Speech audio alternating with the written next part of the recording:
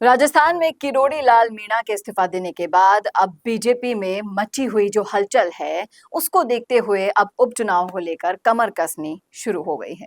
सवाल ये उठ रहा है कि किरोड़ी लाल मीणा के इस्तीफे का असर क्या अब उपचुनाव पर पड़ेगा और पड़ेगा तो कितना पड़ेगा।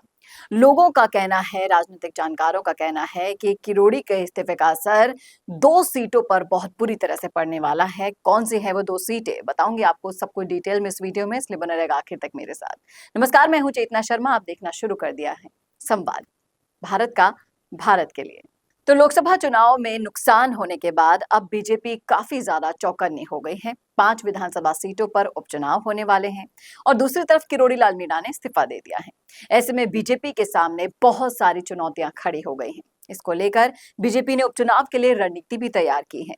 बीजेपी ने 5 विधानसभा सीटों में बनाए गए प्रभारी की मीटिंग ली, उन्हें दिशा निर्देश दिए और इसी के साथ साथ आगे की रणनीतियां भी बनाई हैं।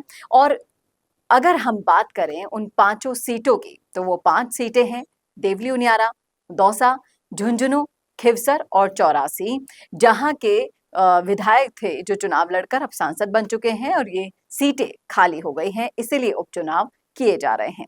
अब गौर करने वाली बात है कि इन 5 विधानसभा सीटों में से एक भी सीट पर बीजेपी का कब्जा नहीं है। ऐसी स्थिति में बीजेपी उपचुनाव हर हाल में जीतना चाहती है।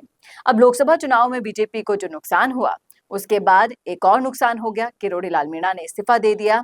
अब इन सीटों पर कैसे उनको अपना रुतबा जमाना है, ये सोचने वाली बात है। अब किरोड़ी लाल मीणा के इस्तीफे का असर कितना पड़ने वाला है इन सीटों पर, उसकी हम चर्चा करते हैं। राजस्थान में उपचुनाव की आहट के साथ साथ किरोड़ी लाल मीणा के इस्तीफा सिरदर्द बना हुआ है बीजेपी आलाकमान के लिए। अब चर्चाएं ये हैं कि देवली और दौसा विधानसभा सीटों पर इसके सियासी समीकरणों पर सीधा सीधा असर पड़ेगा, क्योंकि इन सीटों पर मीणा समुदाय का बाहुल्य है।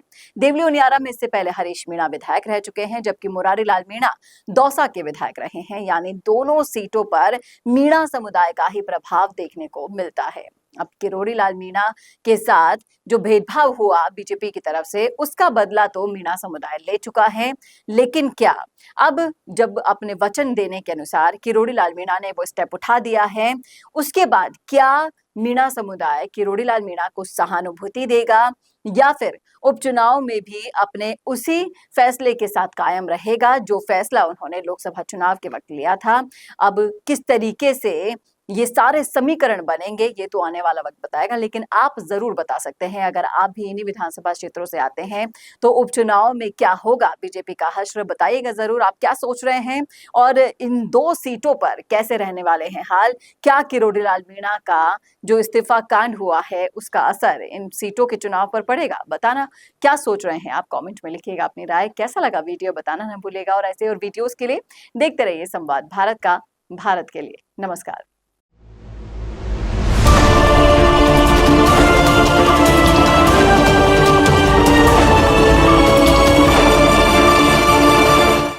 Attention, attention. Do you want to make your promotional headline news?